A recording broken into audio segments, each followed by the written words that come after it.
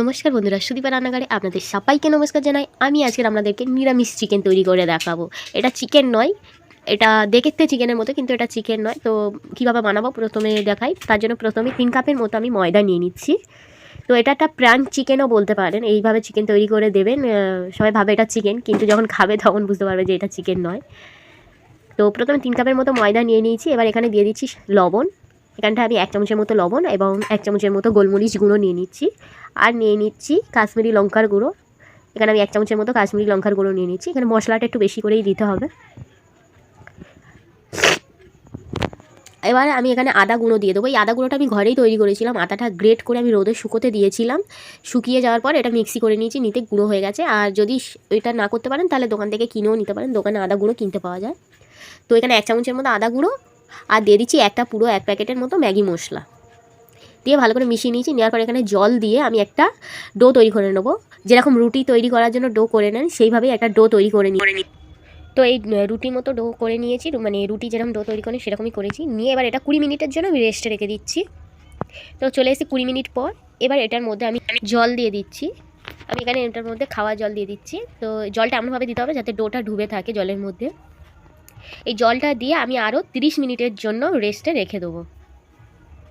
তো চলে এসেছি 30 মিনিট পর। আর যতটা পারবেন ডোটা ভালো করে মাখাবেন। তো এবার এই জলের মধ্যে আমি ডোটাকে ভালো করে ধুয়ে নিচ্ছি। ধুয়ে এর যে গ্লুটেনটা আছে, গ্লুটেনটাকে বার করে নেবো। এখানে 3-4 বার জল পাল্টে আমি এই ডোটাকে ধুয়ে নিয়েছি। আমাদের এটা লাগবে না, আমাদের এই গ্লুটেনটাই লাগবে। তাই গ্লুটেনটা বার করে নিচ্ছি। আমি জলটা ছেঁকে নেবো। আর এই জলটা আপনারা কোনো তরকারিতে মানে তরকারি গাঢ় করার জন্য দিতে পারেন। বেশি দিলে কিন্তু একটু বেশি গাঢ় হয়ে যাবে। 1-2 চামচ তরকারিতে দিতে পারেন, বা এটাকে গাছের গোড়াতেও দিয়ে দিতে পারেন।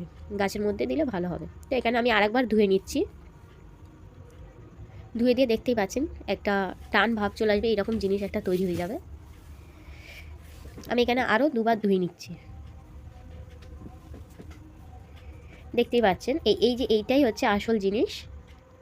এই যেটা দেখছেন এটাই হচ্ছে গ্লুটেন। তো এটাকে আমি আরেকবার ধুয়ে নিচ্ছি। দেখবেন জলটা একটু সাদা টাইপের আসবে, আর বেশি আর তখন কালার আসবে না, বুঝতেই পারবেন।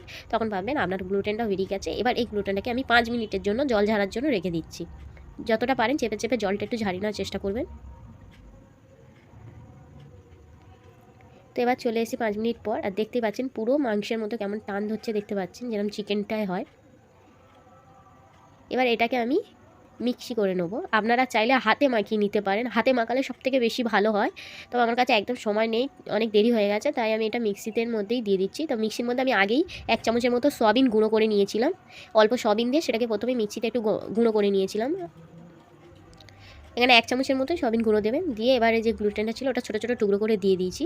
এবারে দিয়ে দিচ্ছি 1/2 চামচের মতো আদা গুঁড়ো।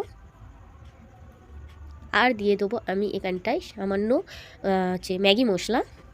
আর দিয়ে দিচ্ছি গোলমরিচ গুঁড়ো, আর দিয়ে দিচ্ছি কাশ্মীরি লঙ্কার গুঁড়ো, আর দিয়ে দিচ্ছি একটু গরম মশলা। এখানে সব অল্প করেই দিয়েছি, প্রথমে যেহেতু মশলাগুলো দিয়েছিলাম তাই অল্প করে দিয়ে দিলাম। আর দিয়ে দেবো সামান্য লবণ। দেওয়ার পর এটাকে আমি মিক্স করে নেব। দেখতে পাচ্ছেন মিক্স করা হয়ে গেছে। এবার এটাকে একটু দেখতে পাচ্ছেন হাতে একটু মাখিয়ে নিয়েছি, সামান্য, বেশি নয়। এবারে আমি এখানটায় দেখতে পাচ্ছেন কতটা টান ধরেছে, একদম মাংসের মতো। তো এবার এখানে একটা কাঠি নিয়ে নিচ্ছি। এটা আপনারা আইসক্রিমের কাঠি নিয়ে নিতে পারেন। আমার দইয়ের সাথে যেই কাঠিগুলো দেয় না দই খাওয়ার জন্য, সেই কাঠিগুলো আমি রেখে দিয়েছিলাম। সেই কাঠিগুলো দিয়ে এইটাকে তৈরি করে নিচ্ছি। এটা আমি লেগ পিস সাইজে করবো। তো এটা এটা দেখতে হবে, এটা বলে আর বোঝানো যাবে না। এটা দেখুন, দেখলেই বুঝতে পারবেন যে কীভাবে শেপটা দেবেন। তো দেখতে পাচ্ছেন পুরো লেগ পিসের মতো শেপ হয়ে গেল। একটু হাতে নিজেরা একটু ভালো করে দিলে একদম লেগ পিসের মতো শেপ হয়ে যাবে। তো আর এক্সট্রা যে কাঠিটা আছে ওটা আমি কাঁচি দিয়ে কেটে দেবো।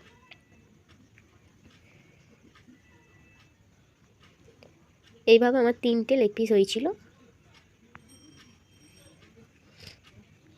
তো এবার আমি সবগুলো করে নিচ্ছি। আপনারা আরেকবার দেখে নিন যে আমি কিভাবে করছি।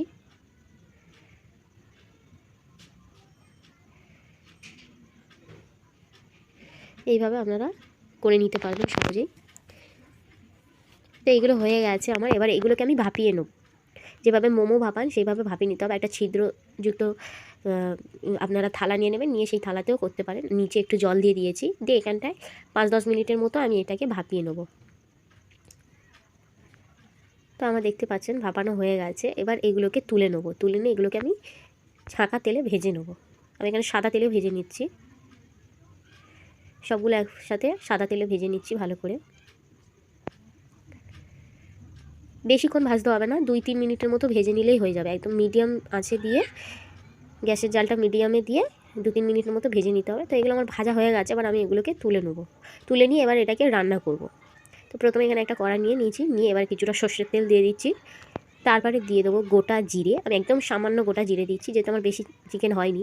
আর এখানে দিয়ে দিচ্ছি একটা তেজপাতা, একটা এলাচ, একটা লবঙ্গ এবং একটু দারচিনি দিয়ে তেলে ভেজে নেওয়ার পর এখানে দিয়ে দিচ্ছি আদা আর টমেটো বাটা। আমি এখানে একটা বড় সাইজের টমেটো বাটাটা দিয়ে কিছুক্ষণ নেড়ে নিয়েছি। নেড়ে নেওয়ার পরে এখানে দিয়ে দিচ্ছি কাশ্মীরি লঙ্কার গুঁড়ো, এটা কালার হওয়ার জন্য দিয়েছি, এটা ঝাল হবে না। আর দিয়ে দিচ্ছি সামান্য হলুদ গুঁড়ো, আর দিয়ে দেবো একদম সামান্য জিরে গুঁড়ো, আর দেবো ধনে গুঁড়ো। তারপর দিয়ে দেবো গোলমরিচ গুঁড়ো, অল্প করেই দেবো, যেরকম ঝাল খেতে পছন্দ করবেন সেরকম গোলমরিচ গুঁড়োটা দেবেন। আর দিয়ে দেবো সামান্য চিনি।